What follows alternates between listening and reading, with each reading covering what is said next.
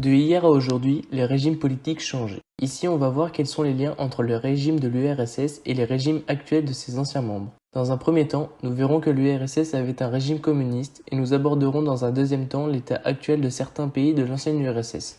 Autrefois, entre 1922 et 1991, les républiques soviétiques que nous connaissons comme la Pologne, l'Ukraine ou encore la Moldavie faisaient partie de l'Union des républiques socialistes soviétiques, autrement dit de l'URSS. Cet État fédéral avait pour régime un régime communiste jusqu'en 1990. Mais qu'est-ce que c'est ? Celui-ci a été créé par Lénine, qui a été le premier chef du gouvernement en 1917. C'est un régime qui est basé sur la mise en commun des moyens de production et d'échange.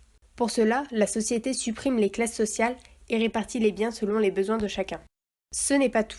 Entre 1922 et 1990, dans un contexte de Seconde Guerre mondiale ainsi que de guerre froide, il n'y avait qu'un seul parti politique, le Parti communiste de l'Union soviétique, le PCUS.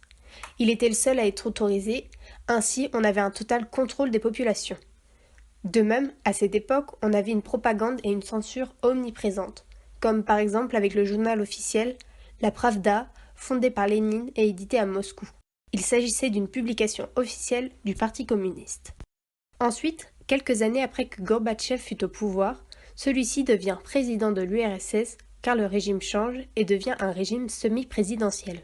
C'est un régime qui en regroupe deux autres, le régime présidentiel et le régime parlementaire. C'est-à-dire que l'URSS a un président élu au suffrage universel, que celui-ci a des prérogatives propres et enfin que le gouvernement est responsable devant le Parlement. Alors que l'État voit son économie chuter, Gorbatchev décida de mettre en place plusieurs mesures pour mettre fin à cela. Il va tout d'abord signer un accord de désarmement, ce qui va déjà permettre à l'URSS de reprendre une économie stable, car l'armement représentait une très grosse partie des investissements de l'État. Ensuite, il va mettre en place deux choses, le glasnost, politique d'information libre, et la perestroïka, nouvelle politique économique et sociale. Or, tout cela fut un échec. Le 25 décembre 1991, Gorbatchev annonce sa démission. C'est la fin de l'URSS. Nous allons prendre appui sur la Pologne, l'Ukraine ainsi que la Moldavie, qui faisaient anciennement partie de l'URSS, Union des républiques socialistes soviétiques, afin de les comparer avec l'ancien régime de l'URSS. Ces trois pays sont devenus indépendants en instaurant leur propre régime. Une république avec un régime semi-présidentiel pour la Pologne, une république multipartite à régime parlementaire pour l'Ukraine, et pour finir, la Moldavie est une république parlementaire multipartite. Chacune de ces républiques sont différentes. La Pologne, avec son régime parlementaire, détient la présence d'un chef d'État, avec un pouvoir fort et un mécanisme parlementaire. Le président de la République est élu au suffrage universel pour 5 ans.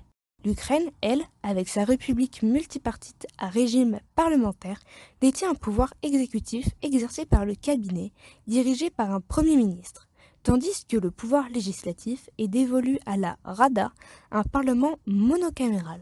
Enfin, la Moldavie est une république parlementaire multipartite. Le Premier ministre est le chef du gouvernement et le président est chef de l'État.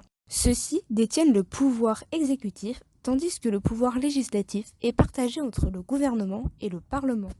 Chacun de ces pays sont désormais pourvus d'un chef d'État, Andrzej Sebastian Duda pour la Pologne, Volodymyr Zelensky pour l'Ukraine et Igor Dodon qui est le président de la Moldavie, ainsi que son premier ministre Ion Chicu, qui lui est le chef du gouvernement.